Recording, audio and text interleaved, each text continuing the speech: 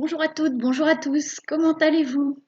C'est Muriel, sophrologue, relaxologue et thérapeute en EFT, technique de libération émotionnelle, à Auxerre, Val-de-Mercy et Vincelles. Aujourd'hui, je suis toute contente de vous faire une nouvelle vidéo sur les traumatismes, la théorie polyvagale et la résilience, comment en fait l'adversité, les épreuves peuvent nous éveiller à la vie et nous éveiller à nous-mêmes. Alors j'ai plein de choses à vous raconter, à vous transmettre dans cette vidéo. Je prends juste mes notes, pof pof, sous la main. Alors, quand on parle de trauma, de traumatisme, on pense souvent à des événements comme les guerres, les catastrophes climatiques, les violences sexuelles, les viols, les abus, euh,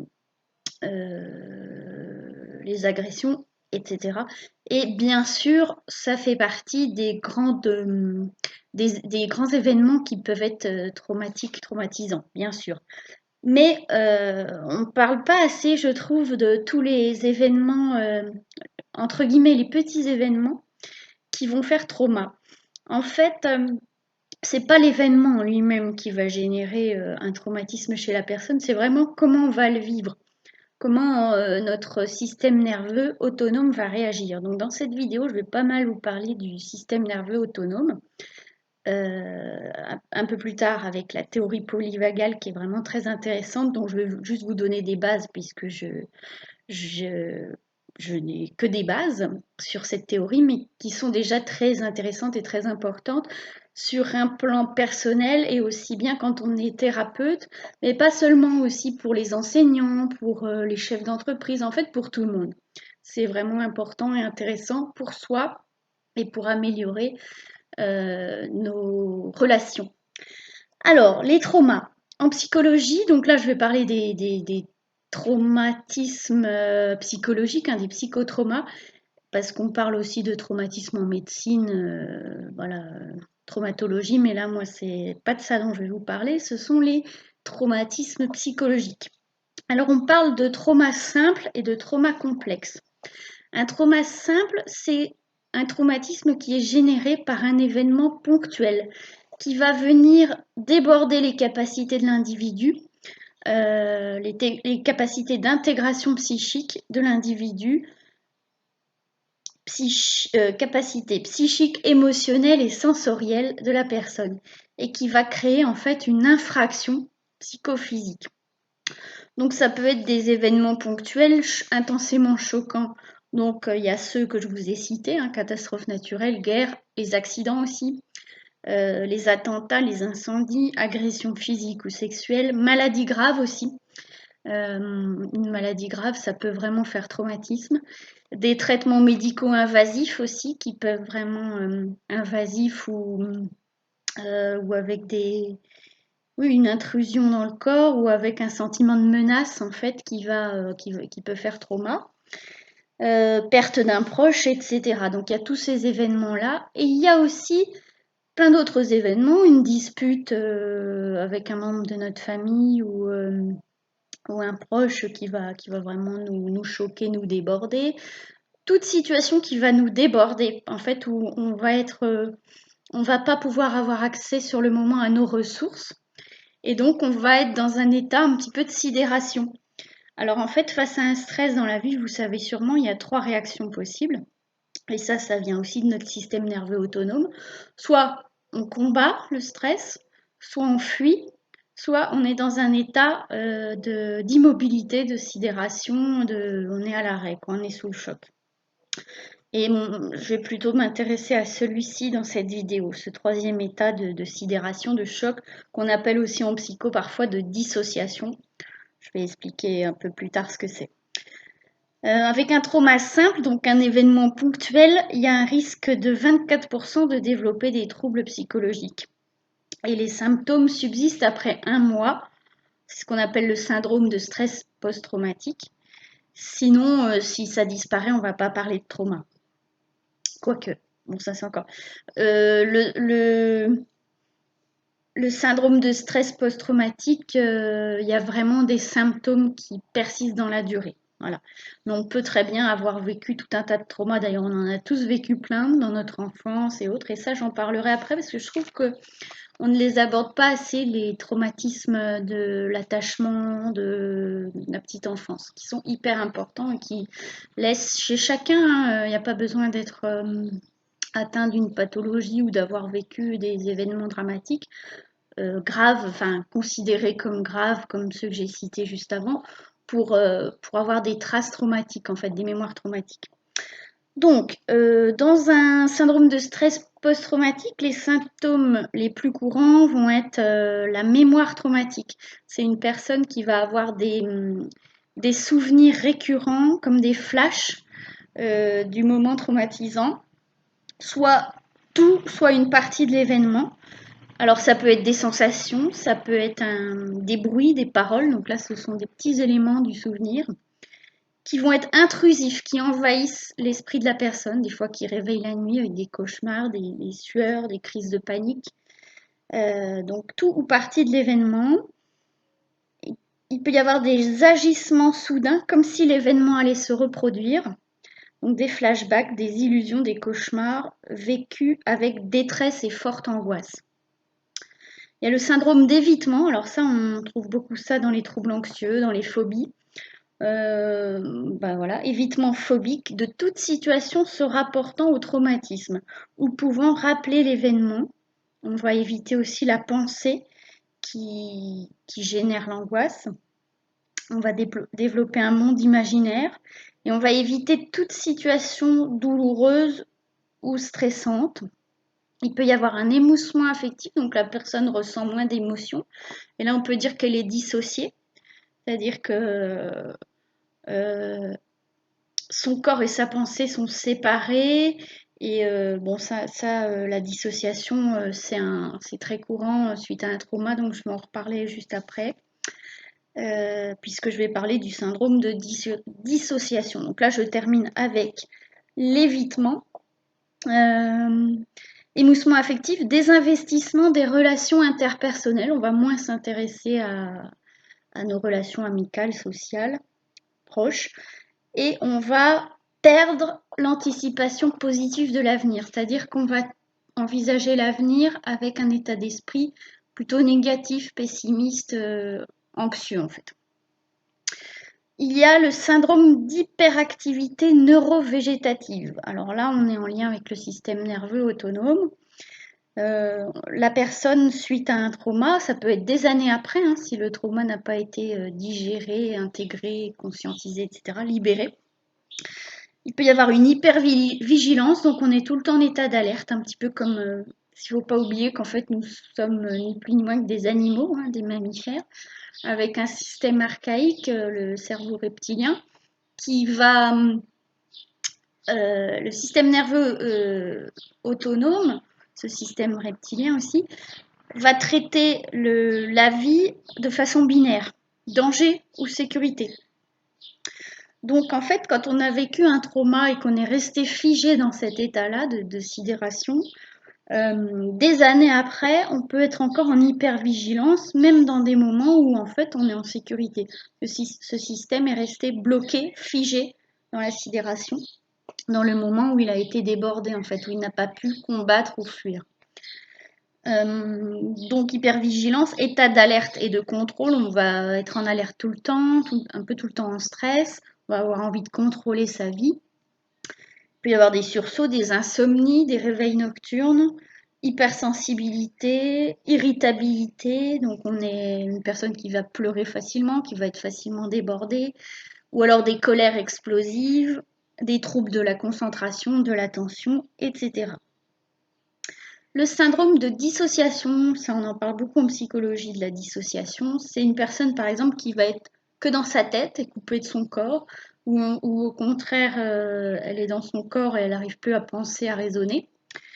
État de conscience altéré, trouble de la mémoire, concentration, attention également, sentiment d'étrangeté, sentiment d'être spectateur de sa vie, dépersonnalisation, ce qu'on appelle en psychologie, on se reconnaît plus, on n'est pas vraiment soi-même, on est dans un état comme ça, dissocié. Donc dans le monde animal, il y a 3 réponses universelles face à une menace, c'est ce que je vous ai dit juste avant. Combat, fuite ou alors figement, paralysie, ce qui crée une dissociation. En fait, le cerveau, normalement, traite les informations de l'environnement, du corps, les messages corporels, les messages aussi venant donc de l'environnement des individus qu'on a en face de nous, en passant par une partie du cerveau qui s'appelle le thalamus, qui est un relais. Et s'il y a sécurité, il va aller chercher, donc thalamus, il va aller chercher dans l'hippocampe, qui est un petit peu notre disque dur, la mémoire, mémoire vive, ou non, le disque dur, qui va aller vérifier si l'information est associée à un danger ou à la sécurité. Hein, c'est ce mode binaire. S'il y a sécurité, il va transmettre les informations au cortex préfrontal, qui est le cerveau qui pense, qui raisonne, qui analyse, etc. Donc ça explique que quand on vit quelque chose, un gros stress, un choc émotionnel, un trauma, on peut être dans un état de sidération et ne plus arriver à raisonner. Parce que notre cerveau est allé chercher dans l'hippocampe, il a analysé qu'il y avait un danger. Des fois c'est vrai, d'autres fois c'est pas vrai, hein, suite à ce que j'ai expliqué avant. Des fois on est en sécurité, mais le cerveau est resté figé sur un souvenir du passé parce il a capté des éléments qui étaient en lien avec un danger passé. Hein. Donc l'hippocampe, donc il y a un traitement au niveau de la mémoire. Et s'il y a un danger qui est perçu, le cerveau coupe la connexion avec le préfrontal, qui nous permet donc de penser, de raisonner.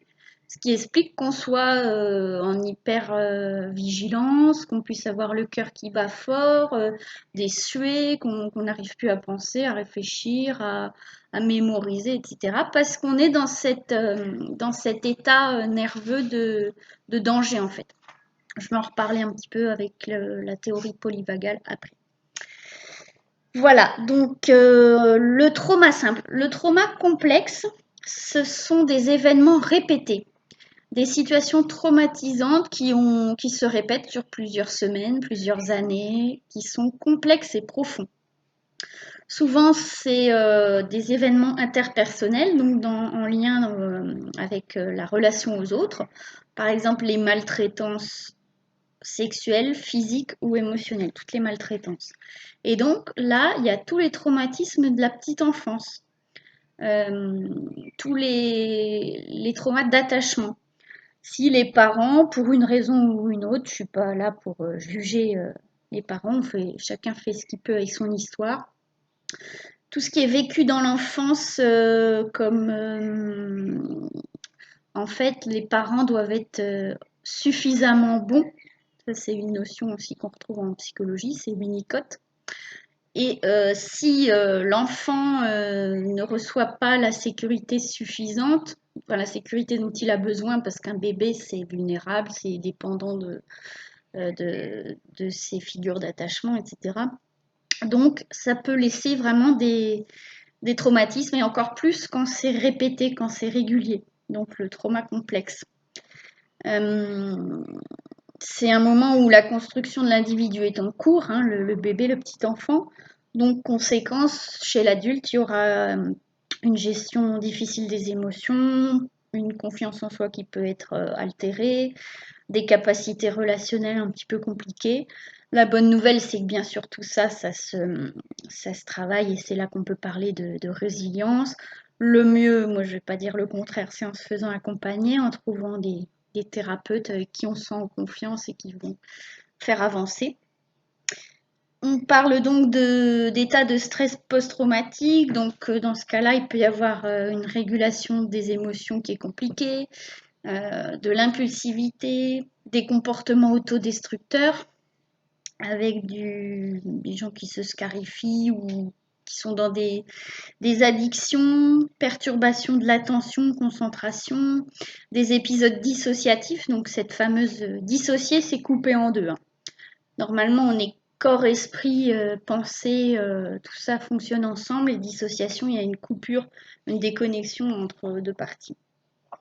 Altération de la perception de soi, des sentiments permanents de honte, de culpabilité ou un sentiment de vide, se sentir vide.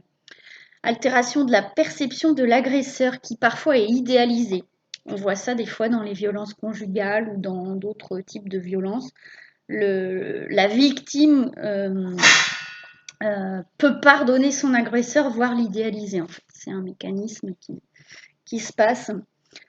Des relations perturbées, une incapacité à faire confiance aussi parfois, ou à avoir une relation intime avec autrui, des somatisations. Donc là, c'est le corps qui exprime une souffrance psychique qui n'a pas été intégrée, qui n'a pas été... je cherche un mot, je ne le trouve pas, c'est pas grave, qui n'a pas été intégré. Des altérations cognitives avec une perte d'espoir. Donc cognitif, c'est tout ce qui va être attention, concentration, mémoire, langage, raisonnement, etc. Et il y a aussi tous les traumatismes qu'on dit petit t. Petit traumatisme, petit. Il y a grand T, les grands traumas, et petit t. Donc ça, on en a tous vécu et on en vit tout au long de notre vie. Ce sont des expériences désagréables. Certains disent négatives, mais moi je préfère dire désagréables, qui nous donnent l'impression d'être en danger. Donc ça c'est important, qui donne l'impression d'être en danger, parce que des fois le danger est réel, d'autres fois pas.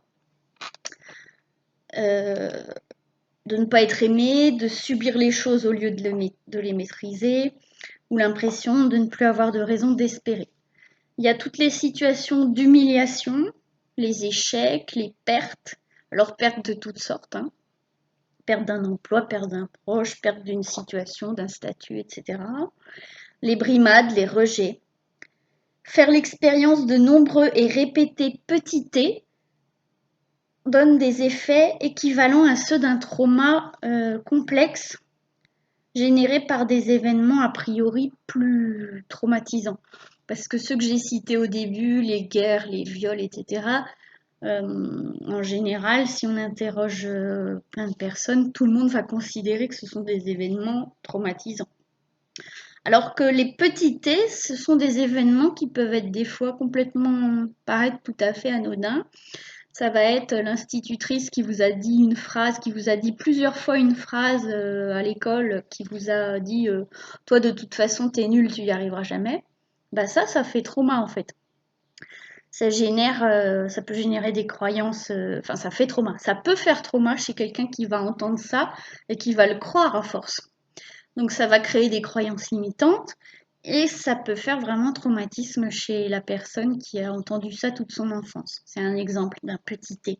Mais un petit T qui se répète et qui au final peut avoir des conséquences vraiment désastreuses.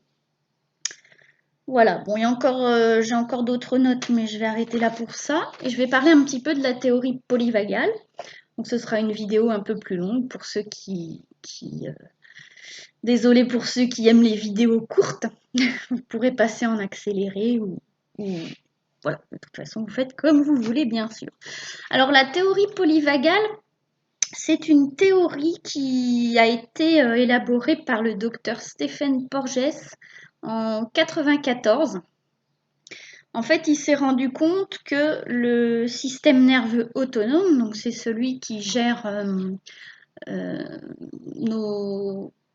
qui gère la survie en fait vraiment, qui est assez automatique en fait, est composé, donc il y a le sympathique, le système nerveux sympathique et le parasympathique, et que ce parasympathique était composé en fait de deux branches. La branche ventrale, alors ça n'a rien à voir avec le ventre, c'est simplement que c'est une branche du nerf, un nerf qui part du crâne et qui va venir desservir les organes et la périphérie du corps, qui est composée de branches, et cette branche ventrale, elle est devant en fait, elle est côté. Quand on dit ventrale, c'est l'avant, et dorsale, c'est côté dos. Mais ça n'a rien à voir avec directement avec le ventre. Donc, en fait, cette branche ventrale et branche dorsale.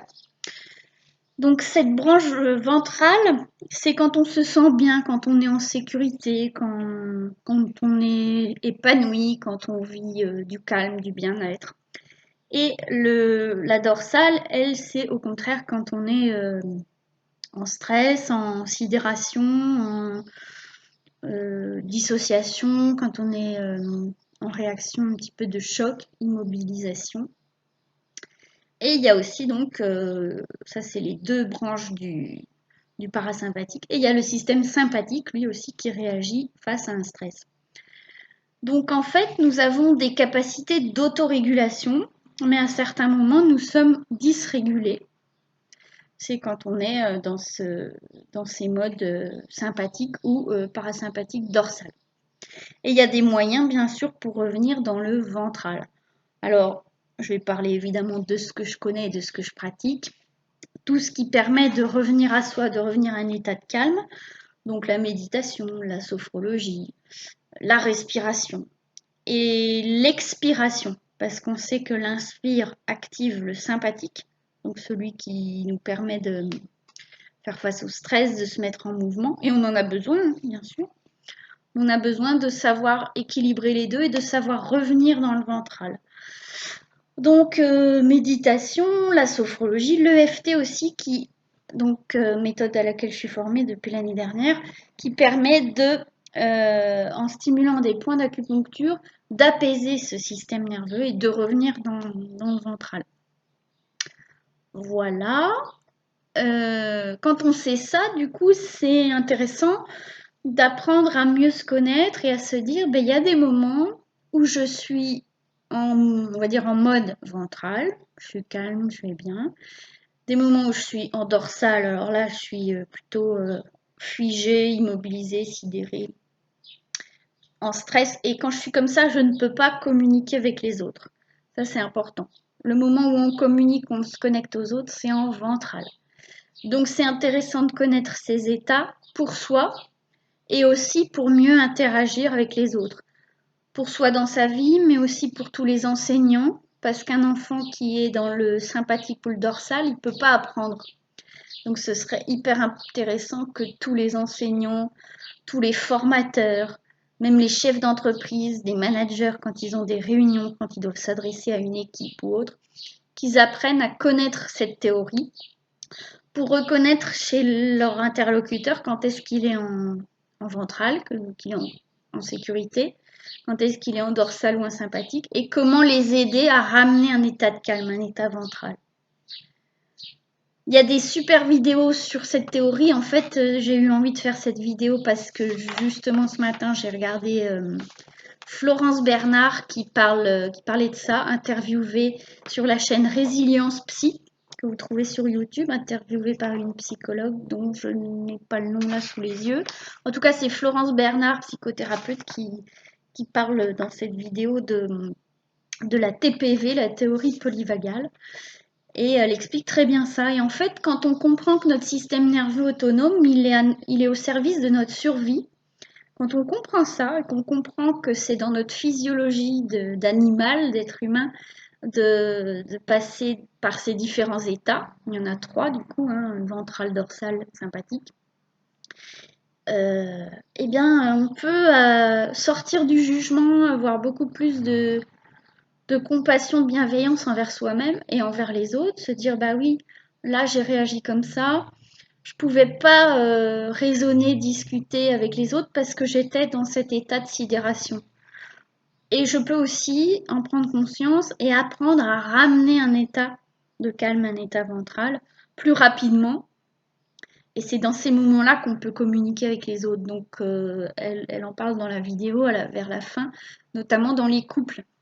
Quand on est en dispute, quand on se dispute avec son conjoint, souvent les deux sont en activation sympathique, sont en stress.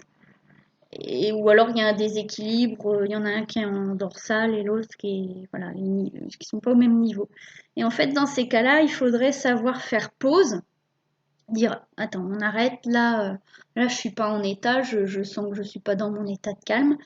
Je vais aller marcher, souffler, respirer et on reprend la discussion. On reparlera de tout ça quand on sera calme tous les deux.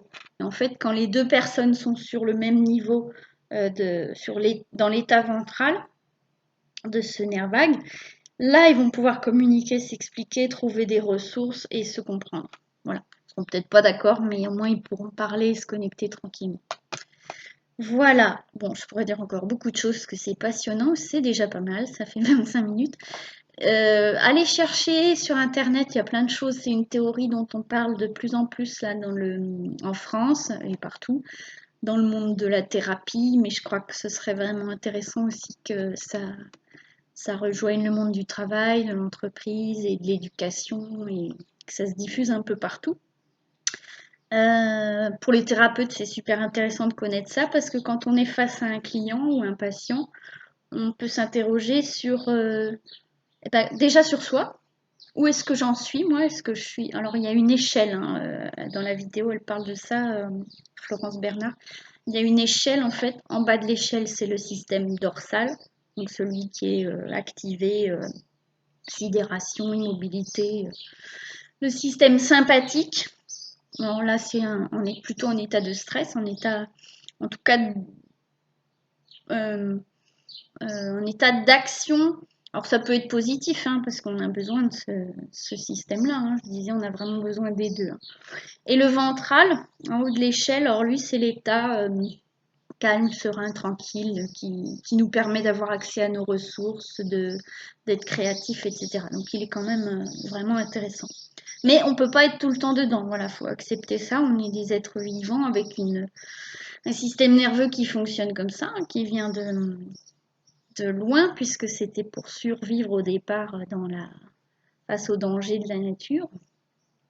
On vit tout un tas on se retrouve confronté à tout un tas de dangers, même encore aujourd'hui, qui sont pas forcément les mêmes. Et c'est intéressant de connaître tout ça et du coup d'apprendre à s'autoréguler et revenir dans cet état de calme.